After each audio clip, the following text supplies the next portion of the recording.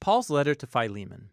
It was written during one of Paul's many imprisonments, and it's actually his shortest letter in the New Testament. But don't let its size trick you. It's actually one of the most explosive things that Paul ever wrote. Here's the backstory that we can piece together from details within the letter. Philemon was a well-to-do Roman citizen from Colossae who likely met Paul during his mission in Ephesus, and he became a follower of Jesus. Then later, when Paul's co-worker Epaphras started a Jesus community in Colossae, Philemon became a leader of a church that met in his house. Now, Philemon, like all household patriarchs in the Roman world, owned slaves, one of whom was named Onesimus. And at some point, these two had a serious conflict. Onesimus wronged Philemon in some way. Maybe it was theft, or maybe he cheated him. We don't exactly know. But afterwards, Onesimus ran away. Eventually, Onesimus came to Paul in prison, likely to appeal for help. And in the process, he became a follower of Jesus and then a beloved assistant of Paul. And so Paul finds himself in a very difficult and delicate situation as he writes this letter. He's going to ask Philemon not just to forgive Onesimus and receive him back, but to embrace him as a brother in the Messiah and no longer as a slave. Here's how he does it. Paul opens with a prayer, first praising Philemon and thanking God for the love and faithfulness he's shown to Jesus, to his people. And he then paves the way for his request with this line: I pray that the partnership that springs from your faith may effectively lead you to recognize all the good things at work in us, leading us into the Messiah. Now, a key word here is partnership, or in Greek, koinonia. It means sharing or mutual participation. It's when two or more people receive something together and share in it, becoming partners. Paul's saying that faithfulness to Jesus means recognizing that all of his followers are equal partners who share together in the gift of God's love and grace. And for Paul, this experience of koinonia among Jesus' followers, it's not just an idea that you think about, it's something that you do in your relationships. Which moves Paul on to his request. He finally brings up Onesimus. He says that he's become Paul's child in prison, meaning that Paul led Onesimus to dedicate his life and allegiance to Jesus, and so Paul and Onesimus are now family members in the Messiah. He's been serving Paul faithfully in prison, and even though Paul wants to keep him around, he knows that this unresolved conflict with Philemon has to be reconciled if they say that they're followers of Jesus. Which moves Paul on to his bold request, that Philemon receive Onesimus back, no longer as a slave, but as more than a slave, as a beloved brother in the Lord. Now, this is a really tall order.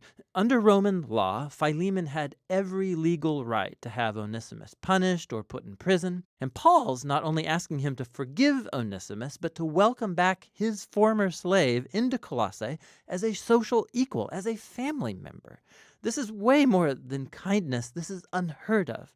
It's freeing a slave and then treating them like a family member. It upsets the status quo of the Roman social order. Why should Philemon do such a thing? And here Paul pulls a brilliant move. He recalls that key word from the opening prayer. He says, if you're truly a partner with me, it's that Greek word koinonia again, then welcome Onesimus as if he were me. And if he's wronged you or owes you anything, charge it to me and I will repay it. So in this request, we see the heart of Paul's gospel message being acted out. It's first of all about reconciliation. It's just like he told the Corinthians. In the Messiah, God was reconciling the world to himself, not counting people's sins against them. So in this situation, Paul is putting himself in the place of Jesus. He will absorb the consequences of Onesimus' wrongdoing. He will pay the cost so that he can be reconciled to Philemon. But Paul's message was about more than just a legal transaction. It's also about koinonia. Onesimus and Philemon and Paul are all equals before God. They all share the same need for forgiveness. And so the ground is level before the cross, which means that Philemon and Onesimus can no longer relate to each other as master and slave. They're family members. They're brothers in the Messiah. Or as Paul told Philemon and the whole church of Colossae, in God's new family, people are not Greek or Jewish or circumcised or uncircumcised or foreigners or uncivilized or slave or free. but the Messiah is all and is in all people.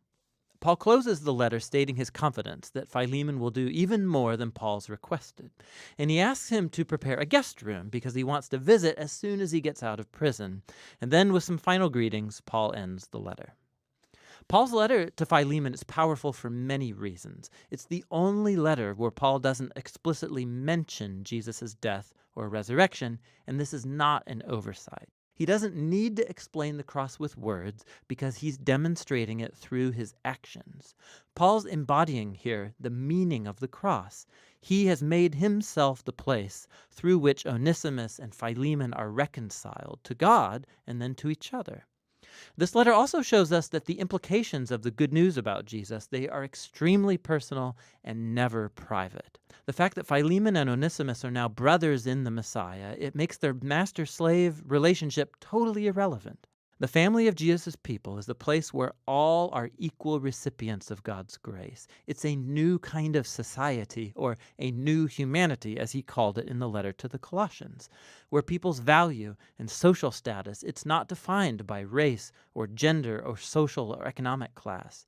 In the Messiah, there are simply new humans who are equal partners, who share together in God's healing mercy through Jesus. And that's what Paul's letter to Philemon is all about.